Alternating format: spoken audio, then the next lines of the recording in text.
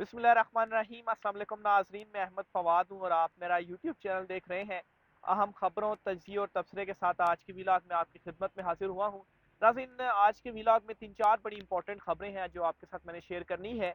एक तो पाकिस्तान तहरीक इंसाफ ने बल्ले के हसूल के लिए सुप्रीम कोर्ट ऑफ पाकिस्तान से रुजू कर लिया है। बल्ले का निशान पाकिस्तान तहरीक इंसाफ को मिलेगा और सुप्रीम कोर्ट वो निशान पाकिस्तान तहरीक इंसाफ को देगी।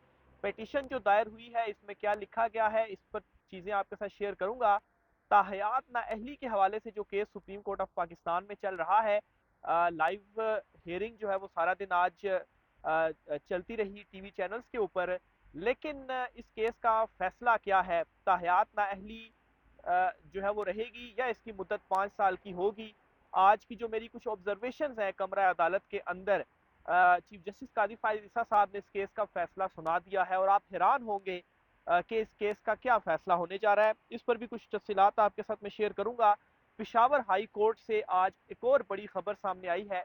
पिशावर हाई कोर्ट के चीफ जस्टिस ने तो रात की अदालत लगाकर रिलीफ दिया था, लेकिन इसके अलावा इलेक्शंस के हवाले से भी एक और बड़ी खबर है पिशावर से, वो भी आपके साथ शेयर करूंगा। और इमरान खान साहब की इलेक्शन लड़ने के हवाले से जो एक अपील थी वो भी इनिशियल समात के लिए मंजूर हो चुकी है। इस पर भी अहम तरीन तफसीलात आपके साथ मैंने शेयर करनी है। माफ कीजिएगा।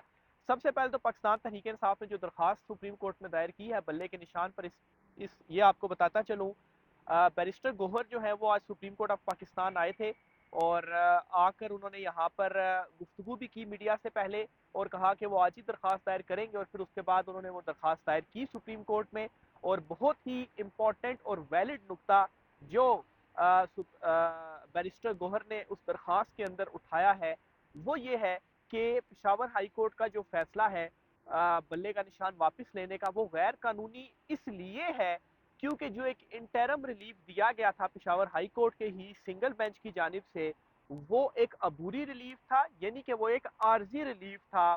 इसलिए इस आर्जी रिलीफ को देने के लिए फरीकैन को नोटिस इशू करना जरूरी नहीं था, क्योंकि सबसे अहम चीज जब ये बल्ले का निशान वापस लिया गया पाकिस्तान तहरीक इंसाफ से, तो वो ये बताई जा रही थी कि फरीकैन को नोटिस ही नहीं इशू हुई, यानी कि इलेक्शन कमीशन को सुना नहीं गया और बल्ला वापस दे दिया गया पीटीआई को। तो ये नुकता उन्होंने उठाया कि वो एक अबूरी रिलीफ था। अबूरी रिलीफ या इंटरम रिलीफ से आप मुराद ले सकते हैं आर्जी रिलीफ, यानी कि एक आर्जी तौर पर रिलीफ दे दिया है क्योंकि उससे नुकसान इतना ज्यादा होता है। मतलब आर्जी रिलीफ इस वजह से दिया जाता है, ये भी पिटीशन में लिखा था कि अगर वो रिलीफ ना मिले तो उससे नुकसान इतना ज्यादा हो जाएगा कि बाद में अगर वो रिलीफ लेट हो गया तो उसका कोई फायदा नहीं। यानी कि अगर पीटीआई को बल्ले का निशान वापस ना मिले और इलेक्शन खत्म हो जाए तो फिर क्या फायदा, फिर तो वो जो पिटीशन है वही गैर मौसर हो गई। तो एक आर्जी रिलीफ था जो पीटीआई को मिला और इसके बाद वो केस आगे चलना था, इसलिए जरूरी नहीं था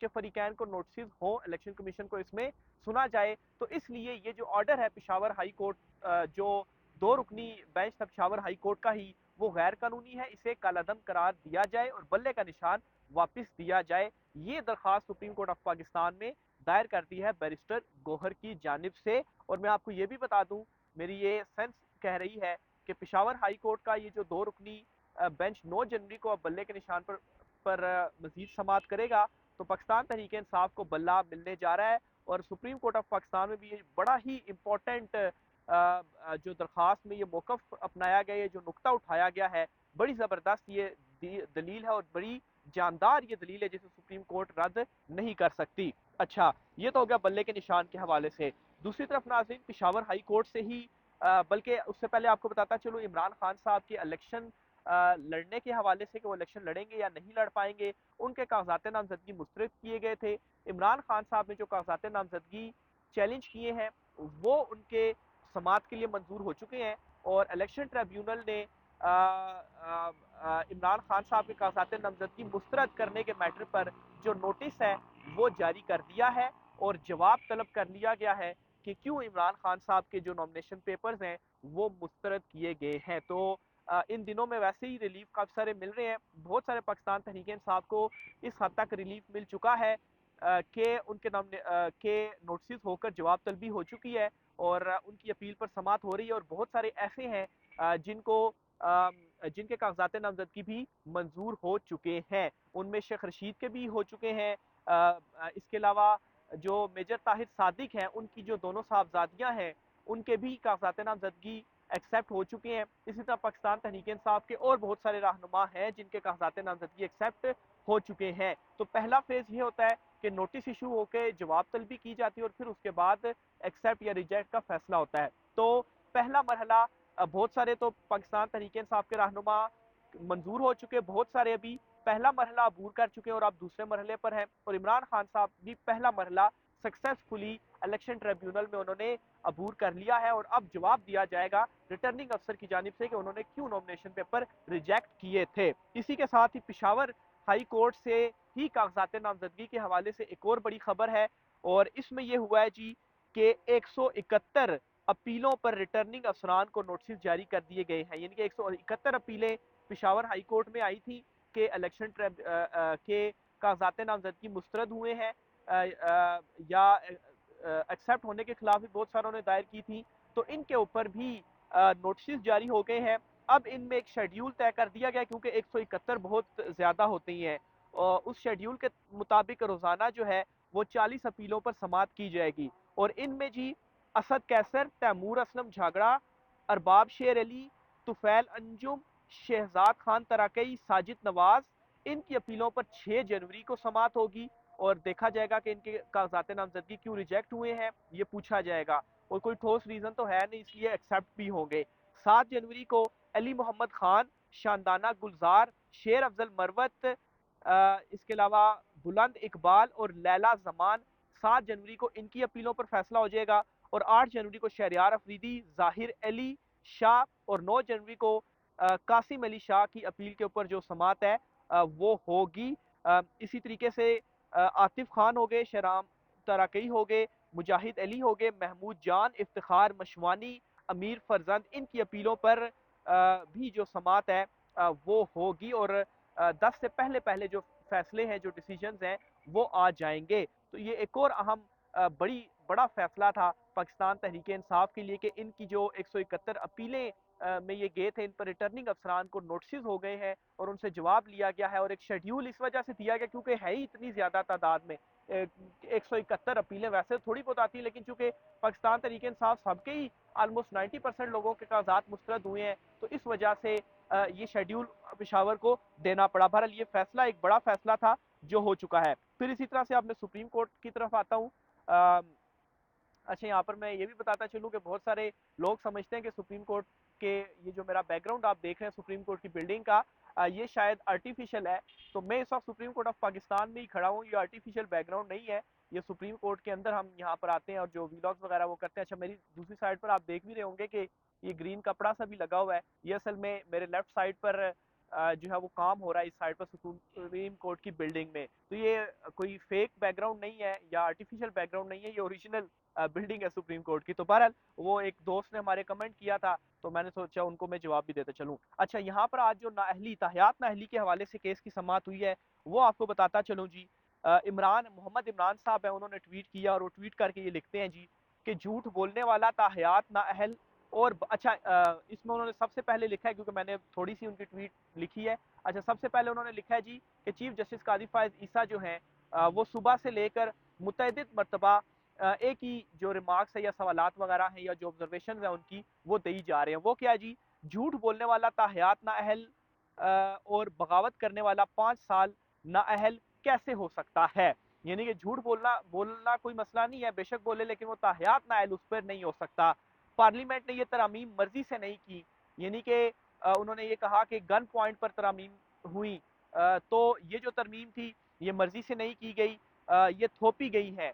तो इन मुतअद्दिद रिमार्क्स से एक चीज़ तो वाज़ेह हो गई कि सुप्रीम कोर्ट ऑफ पाकिस्तान या चीफ जस्टिस काजी फायज ईसा साहब का जो फैसला है वो यही है कि ताहियात नाअहली नहीं होती, वो 5 साल ही होगी या जो भी एक अरसा होगा वो लिमिटेड होगी, वो ताहियात नहीं होगी। और ये मुतअद्दिद मरतबा हम भी, चूंकि सुबह से आपने भी मतलब सुबह से 11:30 बजे से लेकर अभी तक ये प्रोसीडिंग चल रही है तो टीवी पर भी देख रहे हैं, लेकिन एक मेन ऑब्जर्वेशन मैंने आपके सामने रख दी। तो ताहियात नाअहली चीफ जस्टिस काजी फायज ईसा साहब खत्म करने जा रहे हैं, उनकी इन ऑब्जर्वेशन से ये मामला तो जो है वो क्लियर हो गया है। लेकिन अब यहाँ पर सवाल भी उठ रहे हैं। सवाल ये चीफ जस्टिस काजी फायज ईसा साहब कहते हैं जी झूठ बोलने वाले की ताहियात नाअहली किस तरीके से।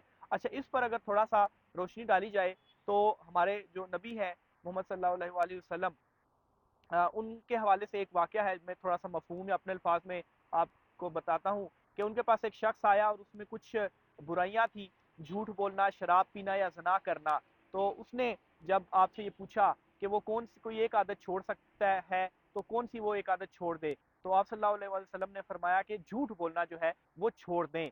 तो सच को और इतनी ज़्यादा अहमियत दी गई है कि बाकी जो गुनाह थे अगर उनमें ऑप्शन हो और एक को छोड़ना पड़े तो इस झूठ को छोड़ दें। लेकिन यहाँ पर ये वैल्यू दी जा रही है कि ताहयात नाअहली उसकी नहीं होनी चाहिए। अगर उसने झूठ बोल दिया तो क्या हो गया, ताहयात नाअहली नहीं होनी चाहिए, लेकिन झूठ की इतनी ज्यादा जो है वो आप यानी कि सच की इतनी ज्यादा कदर है। बहरहाल इनका अपना जो है वो मौकिफ है। फिर इसी तरीके से एक मौके के ऊपर चूंकि पूरी प्रोसीडिंग घंटों चलती रही है, मैं इसके मुख्तसर से इक्का दुक्का पॉइंट्स आपके सामने रखूंगा। एक मौके पर जी ये कहा गया कि 1 मिनट में अपने नोट्स देख लूँ। अच्छा हाँ, ये इसके अलावा जो चीफ जस्टिस काजी फैसला साहब ने ये बात की ना कि पार्लियामेंट गन पॉइंट पर कानून साजी कराई गई, तो इस पर जो असगर हुसैन सब्जवरी हैं, वो वकील हैं, उन्होंने भी आज आर्गूमेंट्स वगैरह दिए। तो उन्होंने ये कहा जी कि ठीक है, ये 85 या 90s दौर में अगर ये कानून साजी हुई है नाअहली वाली, तो पार्लियामेंट ने बाद में इसको एंडोर्स किया है, यानी कि अभी तक ये चेंज नहीं की गई। तो ये कहना जी कि ये गन पॉइंट पर हुई है और इस बेस के ऊपर अपना ये जहन बना लेना कि ये दुरुस्त नहीं है, तो फिर पार्लियामेंट ने 30 साल हो गए, उसके बाद क्या किया, 30-35 साल उन्होंने एंडोर्स क्यों करके रखा हुआ अभी तक, यानी कि चेंज नहीं की, तो उस कानून साजी को उन्होंने एक्सेप्ट किया हुआ, उनको नजर में गलत थी तो क्यों नहीं इसको उन्होंने चेंज किया। तो बड़ा इंपॉर्टेंट ये मुद्दा था जो कि उन्होंने उठाया। फिर इसी तरीके से उस्मान करीम साहब हैं, वो भी उन्होंने भी आर्गूमेंट्स वगैरह दिए। उनका एक बड़ा इंपॉर्टेंट आर्गूमेंट था जी कि सादिक और अमीन। अच्छा, सादिक और अमीन को उन्होंने कहा जी कि इसको मजहबी पहलू या मजहबी रंग में ना लिया जाए, कि सादिक और अमीन है, ये कोई शख्स हो ही नहीं सकता, मतलब इसको मजहबी या इस्लाम के उसमें ना लिया जाए। आप इसको सिंपल इस तरह से लेके सादिक का मतलब सच्चा और अमीन का मतलब ईमानतदार।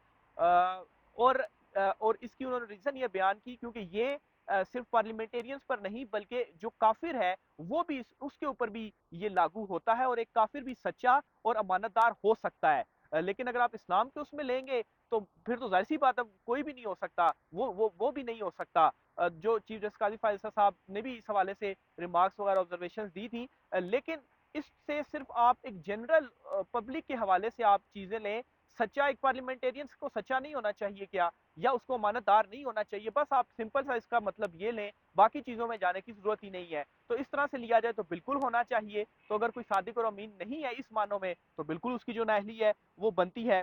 फिर इसी तरीके से दौरान समाज चीफ जस्टिस साहब की जो एक चीफ जस्टिस और दीगर जजेस की जानिब से बार बार कुछ क्रॉस क्वेश्चंस किए जा रहे थे, उजैर भंडारी साहब जो अदालती मुआवन है उनसे, वो भी इसमें आर्गूमेंट्स वगैरह दे रहे थे। तो उन्होंने आज टोका है जजेस को और उन्होंने ये कहा है कि देखें जी, मैं यहाँ पर अदालती मुआवन हूँ और आप बार बार क्रॉस क्वेश्चंस कर रहे हैं, तो मैं कोई यहाँ पर मतलब जिरा या वो वकील तो नहीं हूँ कि जो अगेंस्ट दलाइल किसी की तरफ से दे रहा है। मैं तो अदालती मुआवन हूँ, अदालत में मुआवन मुकर्रर किया और मैं मुआवन आके मुआवनत कर रहा हूँ अदालत की। तो क्रॉस क्वेश्चन मेरे से ना करें, मेरे जो पॉइंट्स हैं मैं आपके सामने रखता हूँ, आप सुन लें, आपकी स्वाबदीद है, आप उसको माने या ना माने। तो फिर उसके बाद जो जजेस थे वो मुस्कुराए भी और फिर उसके बाद थोड़ी खामोशी भी हुई। वैसे तो चीफ जस्टिस काजी फैसला साहब भी बहुत सारे जो सवालों पे सवाल करी जाते हैं, लेकिन फिर उसके बाद उनको थोड़ा सा सुना गया। तो मेरे ख्याल से उजैर भंडारी साहब ने थोड़ा सा फिर पुश किया कि भाई मुझे भी आप सुन ले। तो ये एक और चीज थी जो कि आज दौरान समात हुई है।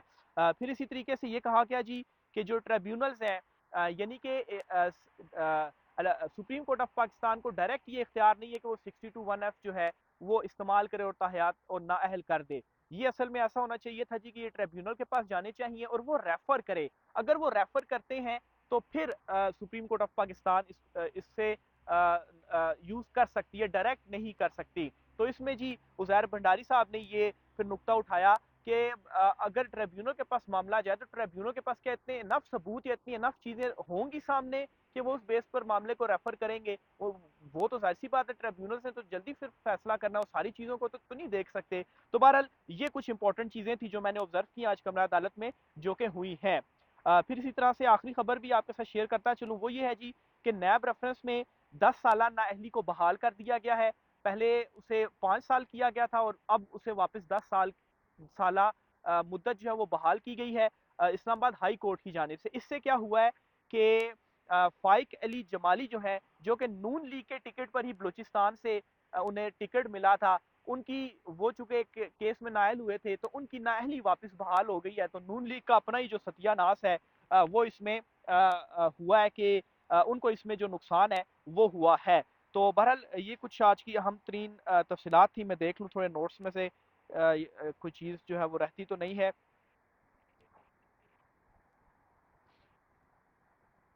सही। तो ये नाज़रीन आज की अहम तरीन तफसीलात थी। राय का इज़हार कीजिएगा। मुझे इजाज़त दीजिए। अल्लाह हाफ़िज़।